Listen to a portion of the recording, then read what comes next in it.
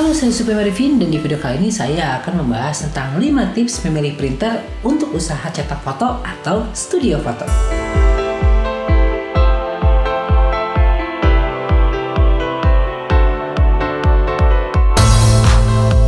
Buat kalian yang mau membuka studio foto atau cetak foto di rumah dan bingung mau memilih printernya mau yang seperti apa, maka 5 tips ini cocok untuk kalian.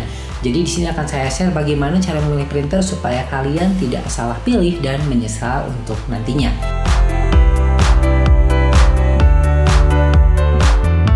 Jadi yang pertama adalah kalian harus memilih printer dengan tinta 6 warna minimalnya, yaitu ada warna kuning, hitam, biru tua, biru muda, merah tua, dan merah muda. Kenapa ini penting? Karena untuk akurasi warna kulit.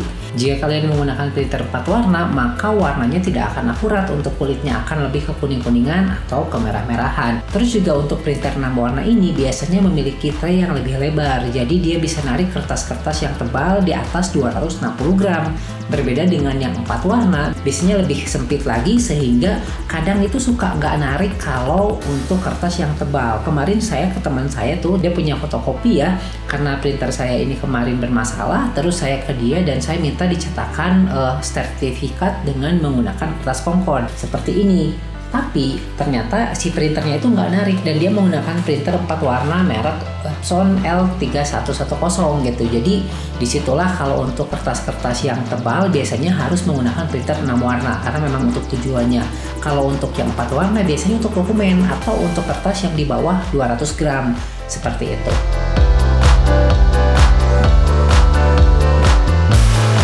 Terus tips yang kedua adalah pastikan sistem tabungnya itu bawaan dari pabrik. Kalau zaman dulu itu harus diinfus ya, jadi ada sistem infus namanya. Jadi dari printer yang bawaan dari pabriknya itu tidak memiliki sistem tabung di luar, pakai cartridge biasa, dan kita bawa ke tempat servis atau langsung di tempat jual printernya itu diinfus, disimpan di luar tabungnya dengan selang ke dalam. Dan itu tricky banget, saya dulu pernah punya beberapa printer ya menggunakan R230 itu sistemnya seperti itu karena zaman dulu masih belum ada tabung bawaan pabrik, yang ada juga mahal kalau zaman dulu. Itu ribet banget maintenance-nya atau perawatannya. Jadi selangnya ada yang ada yang bocor, ada yang kelipet, ada yang susah lah pokoknya. Jadi untungnya sekarang pabrik-pabrik printer besar itu udah mulai memasangkan sistem tabung di luar gitu. Jadi pastikan kalian memilih printer dengan tabung yang ada di luar, sehingga kalau ngisi tintanya juga bisa di luar secara langsung menggunakan suntikan atau dari botolnya, dan itu akan lebih murah tentunya jika kalian harus menggunakan sistem cartridge dan ganti cartridge setiap tintanya habis gitu, atau harus disuntik gitu ya ke dalam cartridge. Itu kan ribet banget untuk zaman sekarang.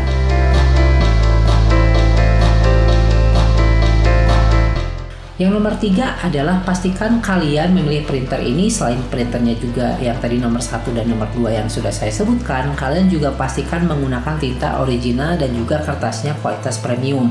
Ini juga penting karena jangan sampai kalian memberi printer dengan tinta yang tidak original. Ini akan merusak si headnya secara langsung, nggak akan awet, dan nanti kalian tidak akan memiliki garansi karena udah jelas garansinya akan hangus apabila menggunakan tinta bukan originalnya. Jadi kalau untuk sekarang nih contohnya kita beli printer Epson biasanya sudah dipaketkan dengan satu set tintanya. Kalian harus membeli lagi dengan jenis yang sama, jangan tergiur untuk menggunakan yang KW. Saya pernah beberapa kali membeli tintanya yang palsu karena saya nggak tahu gitu. Jadi biasa dibeli di toko komputer yang itu langganan saya, tiba-tiba kok warnanya itu jadi ngaco ya, kok warna kulitnya itu jadi begini ya.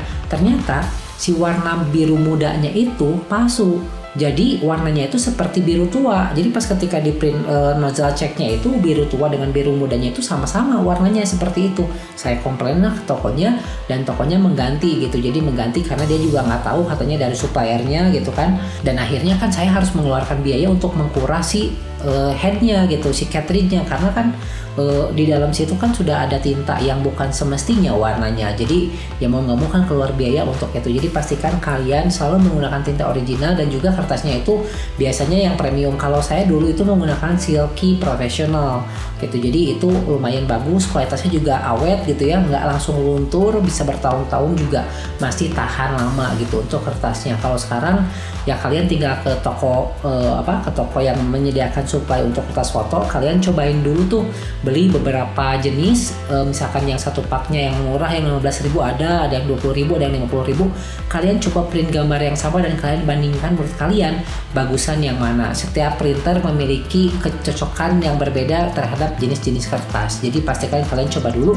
karena takutnya kalau kalian nanya ke saya kertasnya pakai apa, saya bilang merek A, terus ternyata printer kalian itu berbeda dan nantinya tidak cocok atau misalkan warnanya ngaco, ya otomatis kan kata saya juga setiap printer itu pasti akan cocok dengan salah satu kertas dan tidak akan sama gitu antara printer satu dengan printer yang lainnya. Sebelum kita lanjut ke tips nomor 4, silahkan kalian klik dulu tombol subscribe itu dan aktifkan notifikasinya supaya tidak ketinggalan video-video saya selanjutnya, dan follow Instagram saya di @yusufmuannarifin supaya kalian bisa menghubungi saya langsung melalui direct message.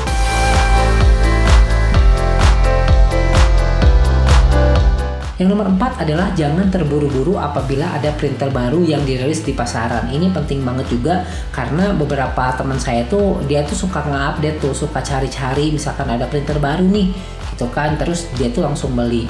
Itu harus sabar dulu karena kita itu harus ngecek dulu reviewnya. Jadi selama 6 bulan itu jangan dulu terburu-buru beli.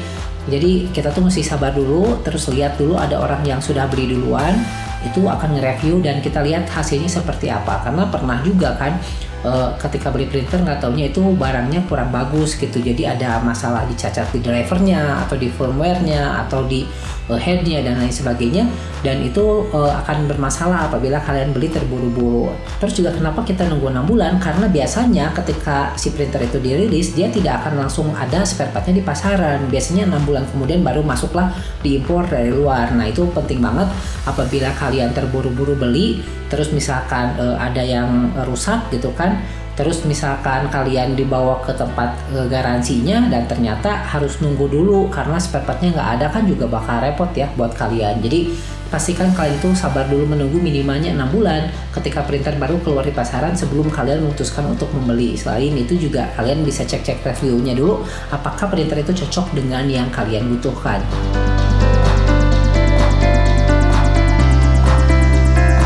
Nomor 5 yang terakhir adalah pastikan printer yang kalian pilih ini spare part-nya, servisnya dan perawatannya itu sangat mudah dan juga terjangkau harganya. Ada printer yang harganya itu 4 juta, headnya itu 2 juta. Jadi kan kadang kita suka bingung ya mau beli headnya atau beli baru, misalkan seperti itu. Nah itu kembali lagi, tapi kalau saya pribadi, daripada saya membeli headnya seharga 50% dari printer yang baru, saya mending lebih baik beli printer yang baru, karena bukan hanya head aja yang nantinya diganti. Kalau kita beli printer yang baru, kita juga mendapatkan segala satu printer yang utuh gitu, dengan tintanya, dengan tabungnya, dengan segala macam. Karena siapa tahu dengan kita mengganti spare part-nya atau mengganti headnya yang seharga 2 juta itu, timbul masalah yang lain. Mungkin rollernya sudah aus, terus juga selangnya juga harus diganti, cateringnya harus diganti, sehingga apabila harga spare part yang kita butuhkan itu 50% dari harga baru, ya mau nggak mau kita mending beli baru aja gitu. Kalau menurut saya seperti itu, kecuali kalau harganya 1 juta masih masuk akal, masih 25% misalkan gitu ya, itu bisa aja ganti headnya atau ganti spare partnya yang harganya di bawah 25%. Tapi kalau harus 50%, ya kita mending nambah lagi deh 2 juta lagi, kita bisa dapat printer yang baru. Terus juga servisnya juga, kalau misalkan garansinya habis tuh, di dekat rumah kalian ada nggak tempat printer atau tempat servis printer yang dekat, terus yang bisa kalian percaya untuk servis printer kalian. Saya pernah beberapa kali itu bermasalah printer saya yang dulu disimpan di tempat printer itu, katanya dicek dulu, sama dia dicek katanya nggak bisa, ini udah jebol headnya. Tapi saat dikembalikan ke saya ada muncul masalah yang lainnya, jadi tiba-tiba jadi blinking lah itunya segala macam karena sudah dibongkar sama dia dan mungkin ada bagian-bagian yang tidak pas gitu dipasangkan kembali. Jadi pastikan kalian mencari tempat servis yang bisa kalian andalkan dan bisa kalian percaya gitu, dan gampang banget buat diservis untuk printer yang akan kalian pilih nanti. Terus yang terakhir itu juga perawatannya juga harus mudah, karena printer itu kan mekanik ya, jadi sesuatu yang harus bergerak setiap hari sebetulnya. Jadi kalau kalian punya printer, pastikan ngeprint 1 lembar 1 hari untuk memperlancar aliran tintanya. Jadi jangan sampai dibiarkan berhari-hari tanpa dipakai ngeprint, karena itu nanti akan kering di cartridge dan di headnya, nanti akan tersumbat.